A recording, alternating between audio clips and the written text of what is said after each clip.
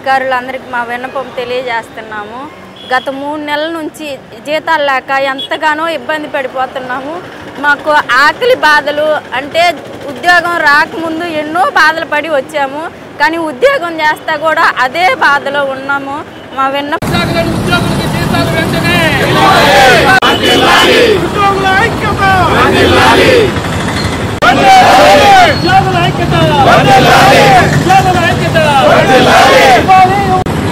జిల్లా సహకార శాఖ ఉద్యోగుల 4 నెలల జీతాలతో పాటు దానికి అవకాశం కల్పించవలసిందిగా ఉత్తర్వులు ఇవ్వవలసిందిగా కోరుతున్నాము.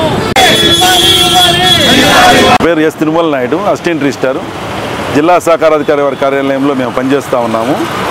గత 3 మాసాలుగా అంటే ఏప్రిల్ నెల నుంచి ఈ రోజు వరకు మా ఆఫీసు నందు 8 మంది పనిచేస్తున్నారు. వాళ్ళు ఎవరికి జీతాలు వచ్చి ఉండలేదు.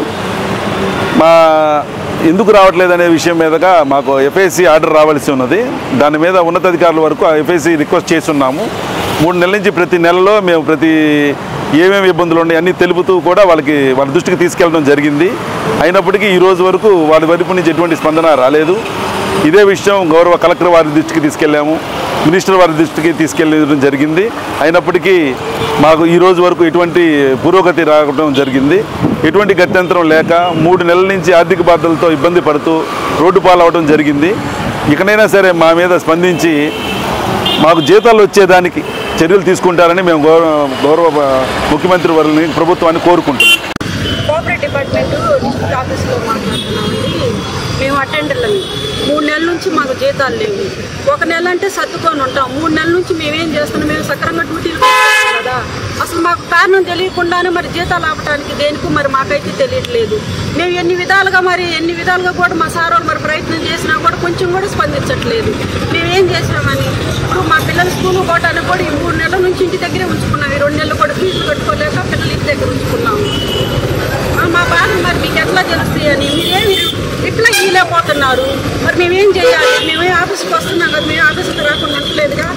మరి ఎందుకని అన్న క్యాంటీన్లో మరి భోజనం చేస్తున్నాడు. మరి మా బ్రదర్ ఒక అబ్బాయి ఉన్నాడు. ఆ అబ్బాయి మరి ఎంత ఇబ్బంది పడుతున్నాడు, అంత ఇబ్బంది పడుతున్నాడు. వాళ్ళ భార్య డెలివరీ అయ్యి ఉంది. పోవటానికి కూడా కనీసం రూపాయి కూడా లేకుండా ఉంది. మరి మేము ఎంత ఇబ్బందులు పడుతున్నాం, మరి మా బాధలు ఎవరు తీరుస్తారని మాకు అర్థం కావట్లేదు. మేము ఎవరిని అడగాలి? ఇప్పుడు మేము ఆఫీస్లో ఉంటే మేము పని చేస్తున్నాం కదా, మాకెందుకు ఇవ్వట్లేదు? అసలుకి మేమేం చేస్తున్నామని ఇప్పుడు మా జీతాలు ఆపడానికి కారణం ఏంది? మేమేం చేస్తే ఆపుతున్నారు? మేమేం పని చేయట్లేదా? లేకపోతే ఏమైనా ఇబ్బందులు పెడుతున్నామా? దేనికి? ఎందుకు స్పందించట్లేదు? అసలుకి మాకు అసలు సమాధానం కూడా లేకుండా పోతుంది. మరి ఎంత ఇబ్బంది పడుతున్నాము? ఇప్పుడు మీరంటే కడుపు నిన్నోళ్ళు కాబట్టి మీకు ఇబ్బంది ఉంటుంది. మరి మాటలు కూడా తెలుసుకోవాలి కదా. మీరు తొందరగా జీతాలు చేస్తే ఎంతో సంతోషిస్తాము. మేమేమన్నా మీ మీద కావాలని మేము ఇట్లా మాట్లాడట్లేదు. మా బాధల కొద్ది తెలియపరచుకోవడానికి ఇట్లా మీడియా ముందుకు వచ్చి చెప్తున్నాము. మరి ఏమైనా తప్పుంటే క్షమించండి, కానీ మా జీతాలు మాకు ఇప్పిస్తారని మేము నమ్ముతున్నాము. అది మీడియా ద్వారా చెప్తున్నాము. తొందరగా స్పందించి ఈ నెలన్నా జీతాలు వచ్చేటట్టు చేస్తే మీకు అందరికీ చేతులు ఎత్తి మొక్కుతున్నాను. మాకు జీతాలు వచ్చే మార్గం చేయమని మా ప్రార్థన చేస్తున్నాము. అది అధికారులందరికీ మా విన్నపం తెలియజేస్తున్నాము.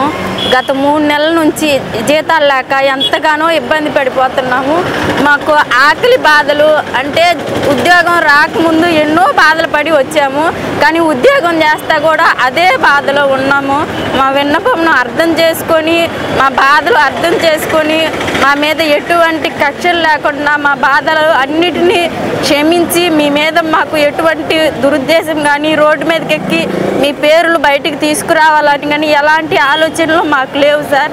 మాకున్న ఆకలి బాధలు అర్థం చేసుకొని మా జీతాలు మాకు త్వరగా ఇస్తారని మేము మీ దగ్గరికి దయతో మేము ప్రార్థిస్తున్నాం సార్. మా బాధలు అర్థం చేసుకోండి, మాకు జీతాలు త్వరగా రావడానికి సహాయం దయచేయండి సార్.